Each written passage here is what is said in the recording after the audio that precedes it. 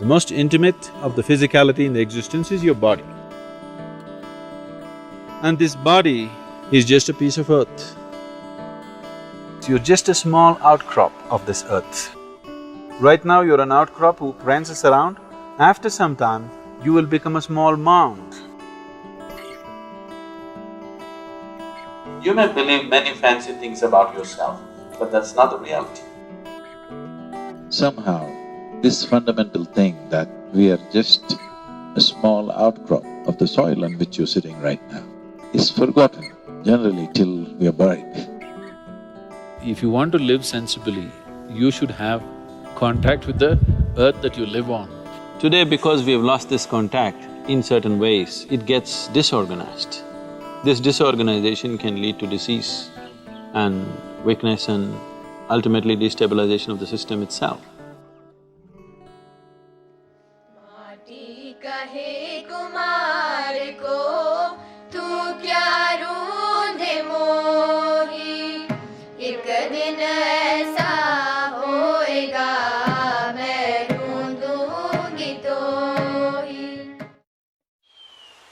I must tell you this experience.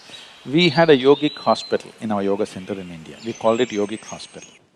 We did not want it to grow too much because we don't want to turn into a hospital full-time. We are a spiritual center so we're keeping it low-key. Once when I came here, I spoke and a few doctors, American doctors who were interested, they traveled to India. They came and stayed there for 3 days and after 3 days, one of the volunteers came and told me all the American doctors are up in arms, they want to leave. I said, what happened? They said, it's best that you meet them, they're just off. Then I said, okay, and I went to meet them. Then I said, what's the problem? They said, you said there is a hospital. Where is a hospital? There is no hospital here.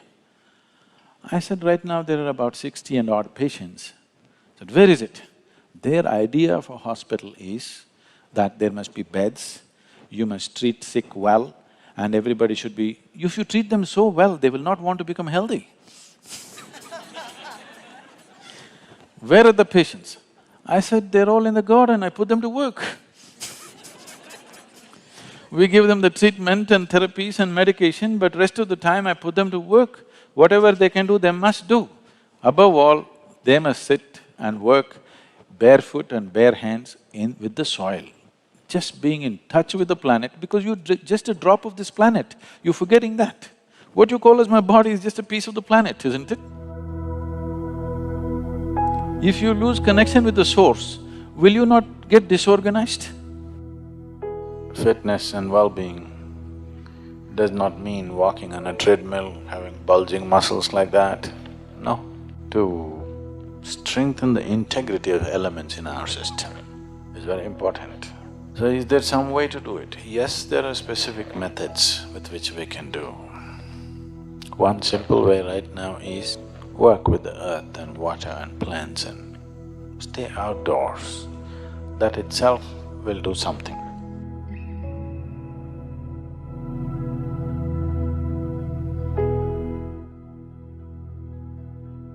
So fundamentally, if there is a certain assurance of nourishment happening to the body in terms of food, and there's clean air to breathe, and being in touch with the earth can complete the health process altogether. So if you can't be in tune with that, if you're a very affluent and fashionable, you can have a mud bath, that's another way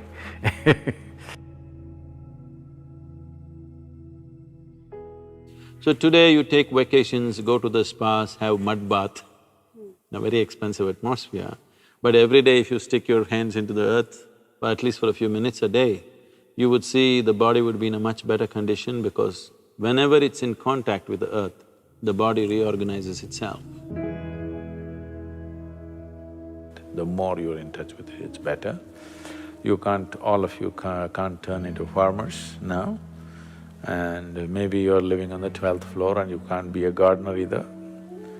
So at least being in touch with the earth, palms and soles are very sensitive to this. If your hands and your bare feet in contact with the earth, it'll make a difference. Or at least you do your… I don't recommend this, but if you are doing your afternoon siesta, do it under a tree with your spine in contact with the earth, things will happen very well. Or to be in a natural pool of water which is in the earth, like a lake or a river or an ocean, will do tremendous things to the system. You know the grounding, you know, the electricity groundings we do. Is it called grounding here? What do you call it? Earthing. It's called earthing or grounding, you know, it's called earthing actually. So, when you earth the electrical connections, one thing is to keep it wet, because if it is wet, it gets conducted better. So, this is why in all the Indian temples, why do you think people are making their bodies wet and lying down on the floor in prostration? Is just this, not just earthing, that special earth which is energized earth around. So, you want the entire body to be in touch with the thing. So, men go bare-bodied, at least their upper body is bare. Women go with wet clothes so that that contact is there. This contact with nature, whether it's earth or air or water, is most important. If that is not there, the body will slowly lose its integrity, it'll lose its stability, it loses its many abilities that it is capable of. It may still survive, it may not die tomorrow morning, but it loses its variety of capabilities that it has come with. The many possibilities, the array of possibilities that human system carries is lost as you lose contact with the natural element. Especially before you go for dinner or for lunch, especially before that, at least for half an hour, walk without footwear, not on this granite, either in the grass or in the mud outside. You will see body being in touch with the earth. When you eat the food that you eat, the way it integrates it is very different. Digestion will anyway happen, but how much you can integrate into the system depends on how much you're in tune with the earth. So, even half an hour if you walk without shoes or footwear, and the body remains in touch with the earth, you will see the elements will function with little more integrity than the way it is right now.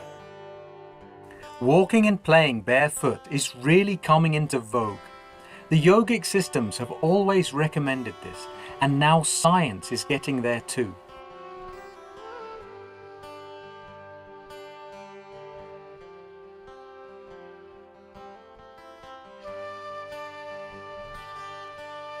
Especially for children, not only does this give them better balance, it also helps develop their cerebral capabilities.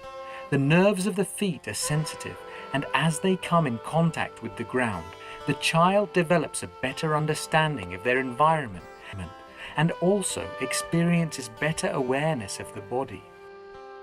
Walking barefoot has been linked to better agility, stronger leg muscles, and lower risk of injury. Being in touch with the earth has many other aspects to it. In the ashram, I always told people, no matter what work you're doing, at least for 1 hour a day, you must stick your fingers into the earth. You do something with the garden somewhere, your hand should get muddy. This will build a natural physical memory in you, a bodily memory in you that you're mortal. Every day, if you're sticking your hands into the earth, you will constantly… your body will know that it's not permanent. Because a body has a memory of its own. Its body's memory far more significant than the mental memory. Right now, the memory that your body carries is ruling you far more than the memories of your mind. Physiologically, on the cellular level, on the elemental level, you're constantly being reminded that you're mortal if you're close to the earth. See, the reminder of your mortality is the most key element in your spiritual process. Why would you long to know something beyond the body? Only because you know it will end one day, isn't it? Suppose this body was immortal, who the hell is going to sit and meditate? Who the hell wants to know anything beyond this, if this was immortal by itself, isn't it? Because somewhere, even if you're not consciously aware, somewhere deep down, you know your expiry date is on. The expiry date is on, you're trying to stretch it a bit, but you know you have an expiry date. It is because of that the longing to know, isn't it? So the fundamentals of spiritual process is your mortality. If you are reminded of your mortality, naturally you will want to know. There are various practices in India as to how to connect to the earth experientially, many practices. Just sitting down, cross-legged on the floor, the body in some way experientially is reminded. There is a reminder for the body that is, this is just this. The moment it is in touch with the earth, it knows it is this. Those of you who have very unstable bodies, that is, you tend to fall sick very easily and constantly those kind of things. If you just get off your cot and sleep on the floor, you will see it'll make a big difference. Just that much. Just maybe 18 inches away you are, just get 18 inches closer. You will see it'll make a big difference in terms of reorganizing the system. I would say 80% of your health depends on this, how much you're in tune with the earth. 80%. 80% of your chronic ailments can just vanish simply because you kind of found a little rapport with the earth on which you're walking or sitting right now.